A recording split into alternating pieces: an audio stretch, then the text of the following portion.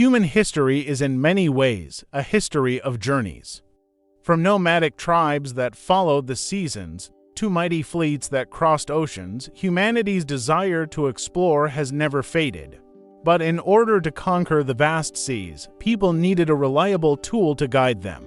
That tool was the compass, a seemingly simple invention that forever changed the course of history.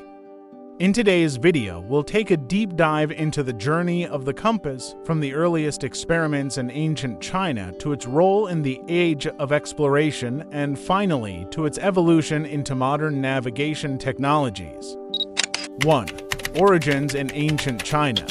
The compass, one of the most important navigational tools in history, originated in ancient China around the Warring States period 4th century BC and was gradually refined through later dynasties. The Chinese were the first to discover the magnetic properties of lodestone, a natural mineral that attracts iron and aligns itself north-south when freely suspended. Interestingly, the first compasses were not invented for seafaring or exploration. Instead, they were used for spiritual and cultural purposes.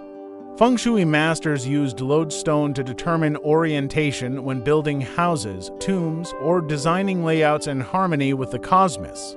This early device was called the Xinan, meaning south-pointing spoon. The Xinan was unique, a spoon-shaped piece of lodestone placed on a square plate engraved with directional markings. When freely set, the spoon would rotate with its handle always pointing south. This was humanity's first known compass. From a scientific perspective, this was revolutionary. For the first time, humans harnessed the Earth's magnetic field to create a tool for orientation.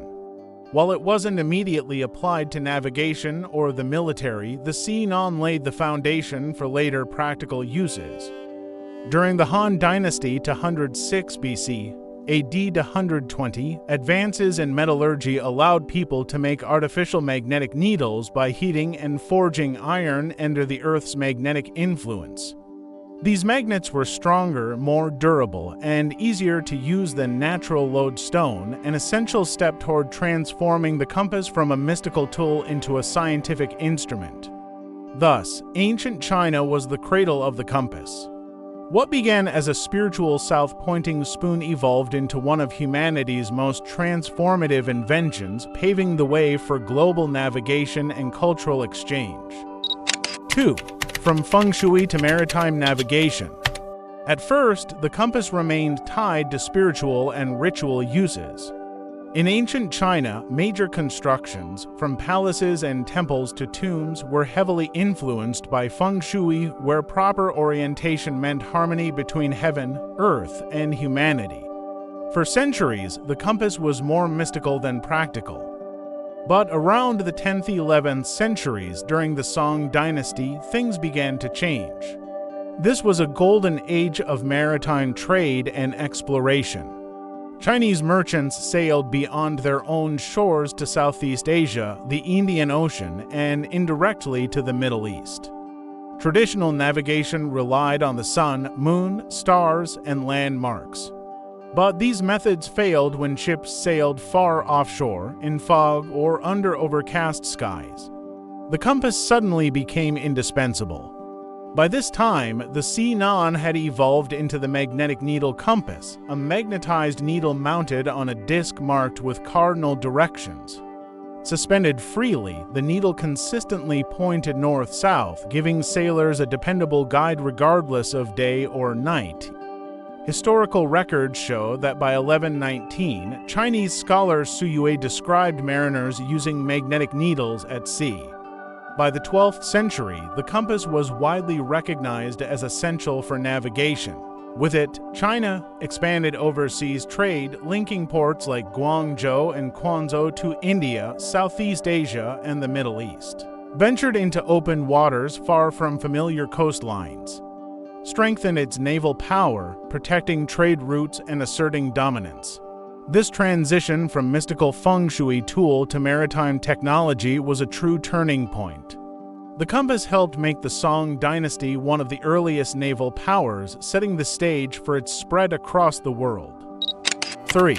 spread to the Islamic world and Europe. From the 11th–12th centuries onward, the compass traveled beyond China, carried along to major trade routes.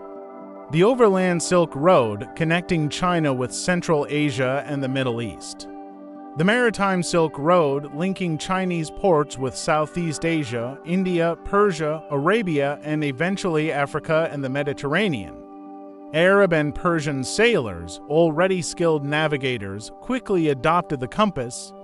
They used it not only for long-distance trade across the Indian Ocean and the Red Sea, but also for religious purposes, to accurately determine the Qibla, the direction of Mecca, for daily prayers. By the 12th–13th centuries, the compass reached Europe, particularly Italy and Spain, through contact with the Islamic world. The earliest European mention dates to around 1180 by English scholar Alexander Neckham. European sailors rapidly improved the design. Instead of a simple magnetic needle, they mounted it on a compass card marked with 360 degrees, stabilized it with a gimbal system, and integrated it into more advanced navigational tools. This innovation fueled the European age of exploration. The compass became one of the three essential tools of the era, alongside maps and the astrolabe. In 1492, Christopher Columbus used the compass on his voyage across the Atlantic to the New World. Vasco da Gama relied on it to reach India via the Cape of Good Hope. Ferdinand Magellan's crew, in their first circumnavigation of the globe 1519 to 1522, depended on it to maintain course across uncharted oceans. The compass was no longer just an instrument, it was a symbol of confidence, enabling sailors to push past the boundaries of the known world. 4. From the age of discovery to modern science. In the 16th–17th centuries, European scientists studied magnetism in greater detail. In 1600, English physician William Gilbert published De Magnete, proposing that Earth itself is a giant magnet. This explained why compasses always aligned north-south and marked a major scientific breakthrough. Sailors also noticed magnetic declination, the variation between magnetic north and true north, which varied by location. Over time, this knowledge refined maps and navigation accuracy. By the 18th–19th centuries, compass technology advanced with oil-filled housings to dampen needle movement and more precise calibration.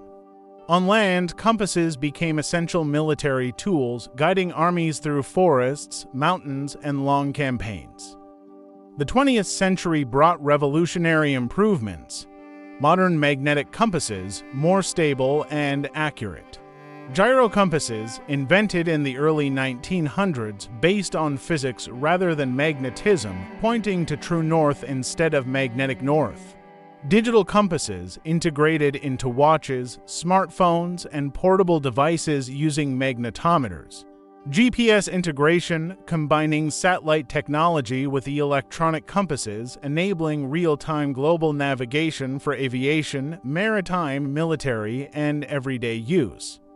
From its mystical beginnings in ancient China to its vital role in maritime trade, from its spread across the Islamic world and Europe to its central place in the age of exploration, the compass has been a silent force connecting civilizations. Even today, whether in the form of a simple needle or advanced GPS, the compass remains a powerful symbol of humanity's enduring desire to explore, discover, and connect the world.